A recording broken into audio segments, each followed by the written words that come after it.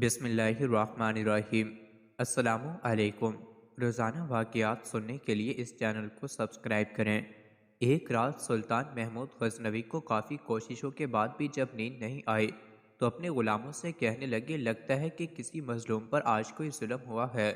تم لوگ گلیوں میں پھیل جاؤ اور اگر کوئی فریادی نظر آئے تو اسے میرے پاس لے آؤ۔ تھوڑی دیر بعد وہ سب واپس آ کر کہنے لگے، سلطان ہمیں کوئی بھی فریادی نہیں ملا، آپ آرام سے سو جائیں۔ سلطان کو جب پھر بھی نیند نہیں آئی تو وہ کپڑے بدل کر خود محل سے باہر نکلا۔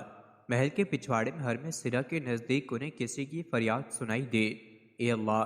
سلطان محمود اپنے محاسبوں کے ساتھ محل میں عیش و عشرت کی زندگی گزار رہا ہے اور محل کے عقب میں مجھ پر یہ ظلم توڑا جا رہا ہے۔ سلطان نے کہا، کیا بات کر رہے ہو؟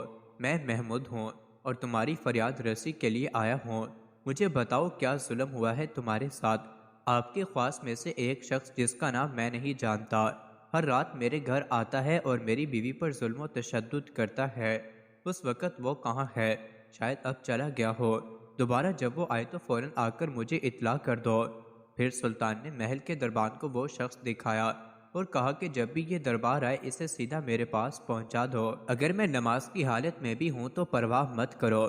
اگلی رات وہ شخص سلطان کے پاس آیا اور بتایا کہ وہ شخص اس وقت اس کے گھر میں ہے۔ سلطان اسی وقت تلوار ہاتھ میں لیے اس شخص کے ساتھ چل پڑا۔ جب اس کے گھر کے قریب پہنچا تو اس سے کہا کہ گھر کے سارے چراغ بجھا دو۔ پھر اندھیرے میں ہی اس کے گھر میں گھس کر اس شخص کا سر تن سے جدا کر دیا۔ پھر سلطان نے حکم دیا کہ چراغ روشن کر دو۔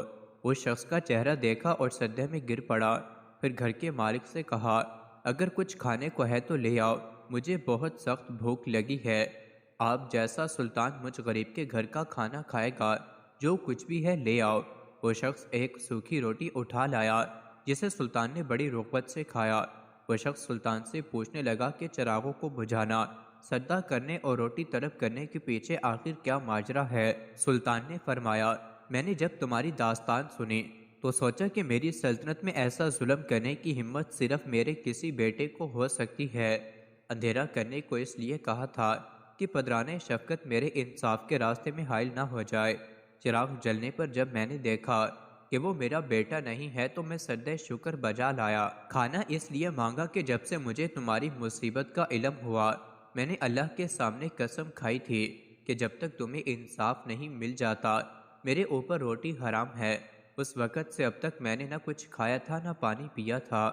مزید ایسے ہی ویڈیوز کے لیے چینل کو ضرور سبسکرائب کریں۔